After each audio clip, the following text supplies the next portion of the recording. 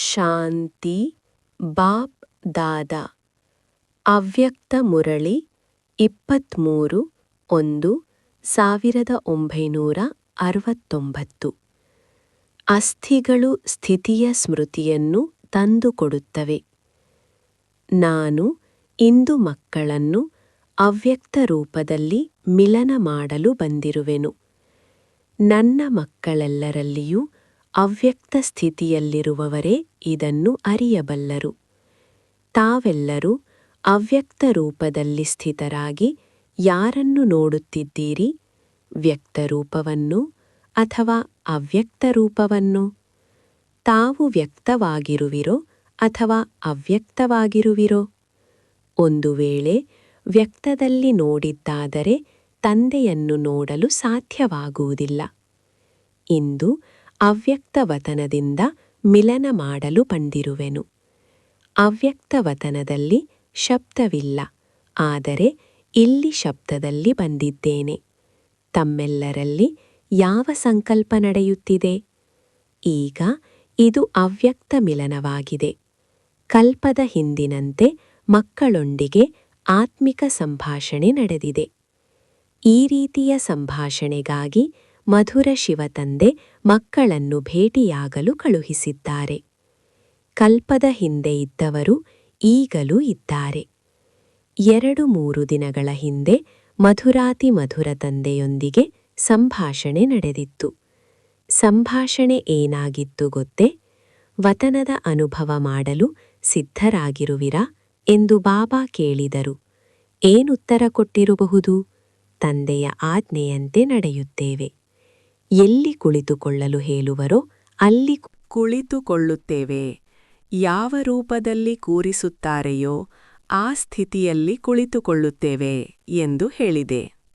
ಬಾಪ್ದಾದಾ ಏಕೆ ಅನುಮತಿಯನ್ನು ಶರೀರವನ್ನು ಬಿಡಲು ಪಡೆಯಲಿಲ್ಲವೆಂಬ ಸಂಕಲ್ಪ ಮಕ್ಕಳಲ್ಲಿ ನಡೆದಿರಬಹುದು. ಶಿವತಂದೆಗೂ ಅದನ್ನೇ ಕೇಳಿದೆ. ಎಲ್ಲ ಮಕ್ಕಳನ್ನು ಕುಳ್ಳಿಸಿಸಿ ಅನುಮತಿಯನ್ನು ಕೇಳಿದರೆ ಕೊಡುತ್ತಿದ್ದಾರೆಯೇ ಎಂದು ಶಿವತಂದೆ ಕೇಳಿದರು.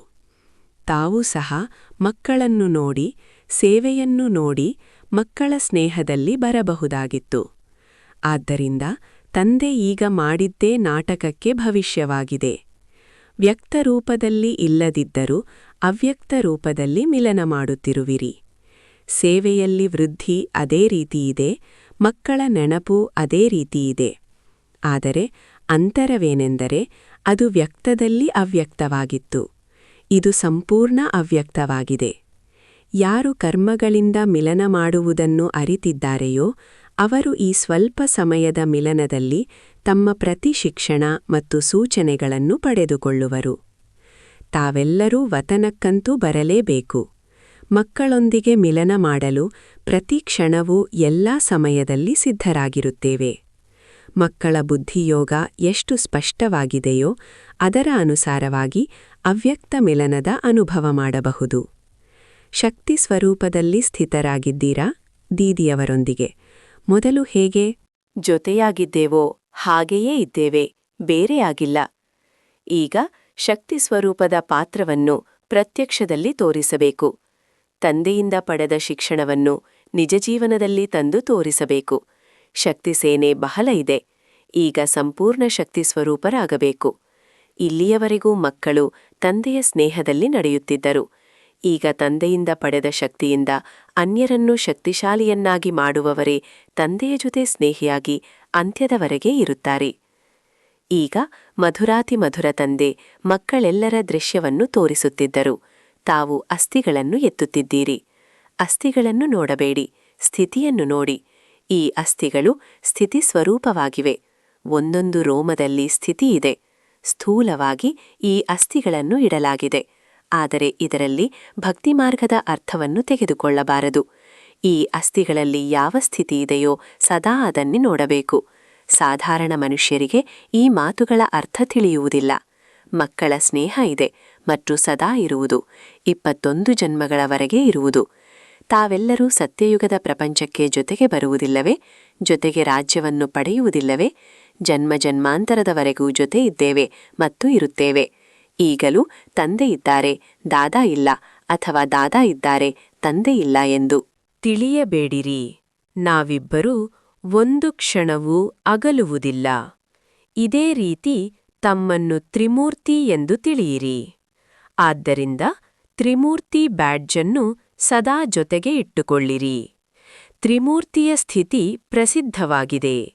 ಬ್ರಹ್ಮ, ವಿಷ್ಣು ಮತ್ತು ಶಂಕರನನ್ನು ನೋಡಿದಾಗ ತಮ್ಮ ತ್ರಿಮೂರ್ತಿ ಎಂದರೆ ತಮ್ಮ ಸ್ವರೂಪದ ಮತ್ತು ಬಾಪ್ ದಾದಾರವರ ನೆನಪು ಇರಬೇಕು. ಇದರಲ್ಲಿಯೇ ಮಕ್ಕಳ ಕಲ್ಯಾಣವಿದೆ.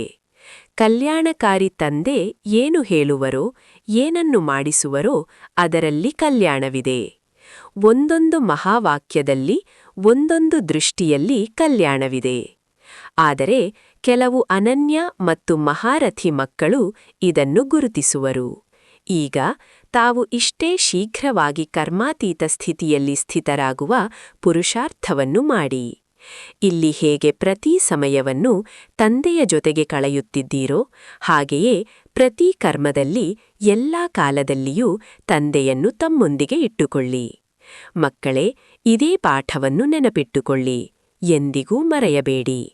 ಸಂಬಂಧ, ಸ್ನೇಹ, ಸ್ಮೃತಿ ಸ್ವರೂಪದ ಜೊತೆಗೆ ಸರಳತೆಯ ಸ್ವರೂಪ, ಸಮರ್ಪಣೆಯ ಬುದ್ಧಿಯಿಂದ ಪರಸ್ಪರ ಸಹಯೋಗಿಗಳಾದಾಗ ಸಫಲತೆಯನ್ನು ಪಡೆಯುತ್ತೀರಿ. ಈಗ ಬಹಳ ಸಮಯವಾಗಿದೆ. ಇನ್ನೇನನ್ನಾದರೂ ಹೇಳುವುದಿದೆಯೇ? ಸೂಕ್ಷ್ಮವತನದಲ್ಲಿ ಕುಳಿತಿದ್ದರೂ ಮಕ್ಕಳ ದಿನಚರಿಯನ್ನು, ಪ್ರತಿಯೊಬ್ಬ ಮಗುವಿನ ಚಾರ್ಟನ್ನು ಈಗ ಹೆಚ್ಚು ಸ್ಪಷ್ಟ ರೂಪದಲ್ಲಿ ನೋಡಬಲ್ಲೆವು. ಆದ್ದರಿಂದ ಎಲ್ಲರ ಫಲಿತಾಂಶವನ್ನು ನೋಡುತ್ತಿರುತ್ತೇವೆ. ಅವ್ಯಕ್ತ ಸ್ಥಿತಿಯಲ್ಲಿ ಸ್ಥಿತರಾದಷ್ಟು ಆ ಅವ್ಯಕ್ತ ಸ್ಥಿತಿಯಲ್ಲಿ ಕರ್ಮೇಂದ್ರಿಯಗಳಿಂದ ಶ್ರೀಮತದ ಅನುಸಾರವಾಗಿ ಕರ್ಮಗಳಾಗುವವು. ಈ ಅನುಭವವನ್ನು ಮಕ್ಕಳು ಪಡೆಯುವರು. ಈಗ ತಮ್ಮ ಅವ್ಯಕ್ತ ಸ್ಥಿತಿಯ ಆಧಾರದಿಂದ ಶ್ರೀಮತದಂತೆ ಕರ್ಮಗಳನ್ನು ಮಾಡಬೇಕು.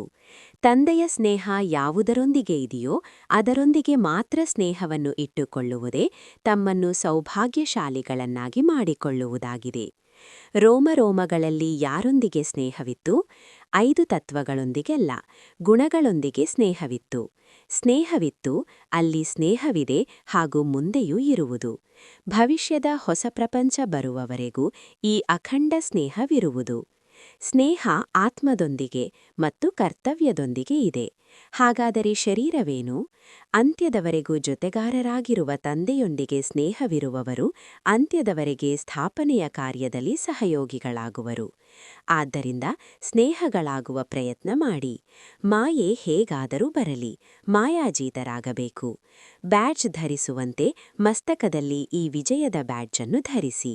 ಮಧುಬನದ ನಕ್ಷೆ ಇಡೀ ಜಗತ್ತಿನ ಮುಂದೆ ಸಂಗ್ರಹಾಲಯದ ರೂಪದಲ್ಲಿ ಇರಬೇಕು. ಅವಿನಾಶಿ ಭಂಡಾರವಿದೆ, ಇದು ಇನ್ನೂ ಹೆಚ್ಚು ಪ್ರತ್ಯಕ್ಷವಾಗಬೇಕು. ಎಲ್ಲಾ ಮಕ್ಕಳು ಹೇಗೆ ಪತ್ರ ಬರೆಯುತ್ತಿದ್ದಾರೋ ಹಾಗೆಯೇ ಬರೆಯುತ್ತಾಯಿರಿ.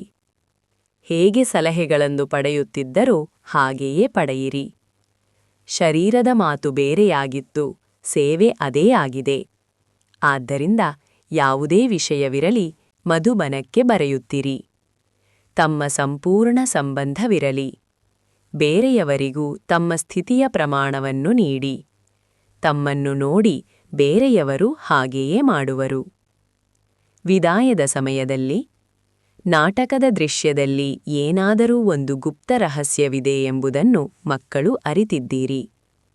ಯಾವ ರಹಸ್ಯ ಅಡಗಿದೆ ಎಂಬುದನ್ನು ಸಮಯಾನುಸಾರ ತಿಳಿಸುವೆವು. ಆಕಾಶದಲ್ಲಿರುವ ನಕ್ಷತ್ರಗಳು ತಮ್ಮ ಸ್ಮಾರಕಗಳಾಗಿವೆ.